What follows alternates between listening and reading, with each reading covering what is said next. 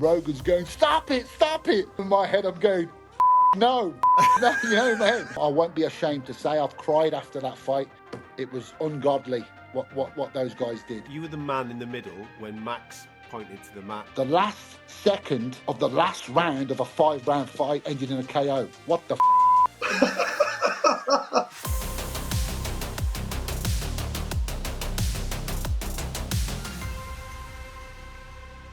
You've had fight of the years. What are your top three? You've been doing it a long time, man. What are your top three? Yeah, what no, ones that you go, wow, I was there okay. for that. Well, I never used to be able to answer it, but it's weird because for nearly 20 years, you think, I can't have too many fights, but I can answer it. I can decisively answer it. So Nice. I would say Jiri Prohaska. I'll go from 3 to 1. Build a bit of suspense. Nice. Okay? Let's go. So I'll say Jiri Prohaska versus Glover in Singapore when he won the belt. Wow. Number 2, which is going to go out to a few people, if you'll understand what this meant, how it was at the time. Brendan, you'll remember. Adam, you should remember if you were covering MMA at that time. Was Alex Reed and Tom Watson. Wow. What a fight. Wow, you pulled it out the archives. Now let me tell you a little bit. I can't wait to get my book out, mate, when I'm finishing. Little bit of trivia around this fight. If you remember Alex Reed, and people don't know, Alex Reed's he's an animal. Alex Reed's been there. He's been there from the same time as me, pre-millennium. Yeah. Genuinely, he was an ex-serviceman. He was in the Marines. He fought at world title level, fought Lee Murray, fought Mark Weir, fought every. Alex was a dog. Yeah. Then he went away and he done his whole thing, and then he got with obviously Katie Price. Mm-hmm. Yeah. Do you remember this, Adam? Yeah, he went on Big Brother, didn't he, and all that type of carry on. He went before that, everyone way thought before Tom that, was going to run away with it. Way before that. So this is the height of his fame with Katie Price, and of course they were the most photographed couple in Great Britain. They were like Posh and when Posh and Bex had moved away, they took over. He was at the height of his fame. And obviously when he fought Tom, so people thought, the public thought that Alex Reed was just some guy, Jordan's boyfriend that's going to have a fight. Obviously he was fighting... Some cross-dressed he was fighting Tom Watson, who is another animal, another dog. And then Tom, they had this big story about Tom with Jordan in the papers, and it matched it up perfectly. And Bama were going to do that. Bama were doing the fight. It was when we were on, remember Bravo? Yes. And I always said, mate, here's the thing. I get chills thinking about it. I'm going to put this in the book because this was Britain's Forrest Griffin, Stephen Bonner moment. Bonner, And Bama, they blew it. They blew it. They had it in their hand. So that fight, when it took place, just before, it was actually a couple of days before, and Bama goes, it's 3 rounds, world title. And I went, no, what are you doing? And they said, it's 3. And I went, no. They said, Alex asked for 3. And I went, no. I said, you can't. I said, you can't do it. It's a world title fight. It's got to be 5 rounds. And there was a big there was a big hoo-ha. Me and Jeremy Bailey, I've known Jeremy forever. He's a stand-up bloke. I love him. We were having an argument in the back, and I was saying, no, Jeremy, it's got to be 5 rounds. And he's going, no, we'll get another ref. And that, like I said, me and him, mate, we're tight as I love the bloke, mate. He's hilarious. And then they agreed. So from my intervention, then it went on. And like I said, it went on for 25 minutes. It was a war. Everybody, it went live on Bravo. And then everybody was like, it peaked at over 1 million viewers. Yeah. And everyone's like, what's happening? Look at this fight. And they turned on, and it was 5 rounds of...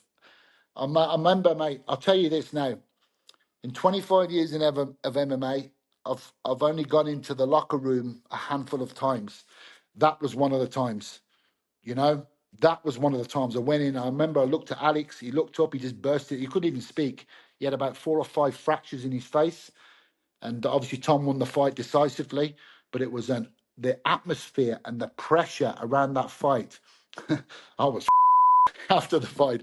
But it was honest to God, mate. If you were there at the time, understanding what the scene was like, it was at the NEC in Birmingham. Yeah. It was remote, and obviously all the razzmatazz with her being there, the TV cameras. Honest to God, mate, it was one of the great, and the fight lived up to it too, because it was like a cauldron and everything. It was a perfect storm, and it all made up for it at once.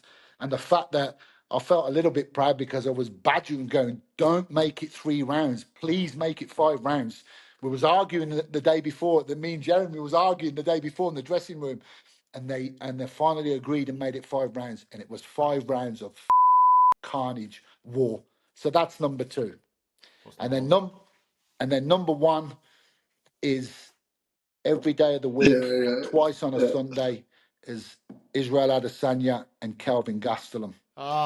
That's when I found out. I said, but like, you'll know yourself, mate. And I'd fought before, and I didn't fight at UFC level. I wasn't good enough to fight UFC, but my second coming was an official. I just didn't know. And there's one moment in your life, and that's why I can retire happy. I've done my thing, obviously with jiu-jitsu and wrestling, other things, but I was happy. You find one moment in your life where you think, I'm not going to go away. In this fight, you had 2 guys in the exact same moment that wouldn't go away.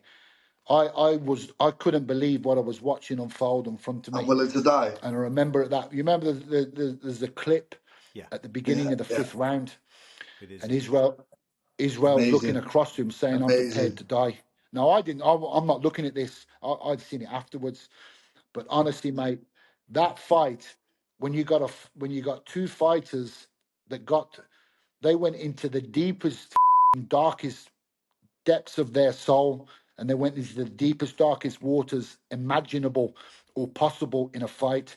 And I was right alongside them, standing 3 foot away, witnessing this unfold. And I remember that. If you go back and you watch that last 10 seconds sequence of the fight, and Rogan's going, "Stop it, stop it." And in my head, I'm going, no, man. Because I know, and there could have been a point, because even if 1 second left, but Kelvin Gastelum, when he took it just a little, because Izzy had him on the depths of despair in that final round. That's the deepest, darkest point I've ever seen a fighter go to and allowed to finish that round. And you watch the fight when it finishes, I run off straight away. As soon as I know they're safe, I run off with my head in my hands. And I won't be ashamed to say I've cried after that fight, watching it back, because it was ungodly what those guys did. It was ungodly. You were the man in the middle when Max pointed to the mat against Justin at UFC 300. That's a great point, Adam, because here's the thing. Max, absolute savage. Justin, absolute savage. That was a fantastic fight. It was a great fight. But of course, if you were to pick one moment, so if I can be selfish here, there's the top 3 fights. Yeah. Or somebody said to me, the best fight you've ever been involved or seen in MMA, Kelvin and Adesanya. Single-handedly, hands down, categorically, the greatest moment I've ever experienced as a ref is that.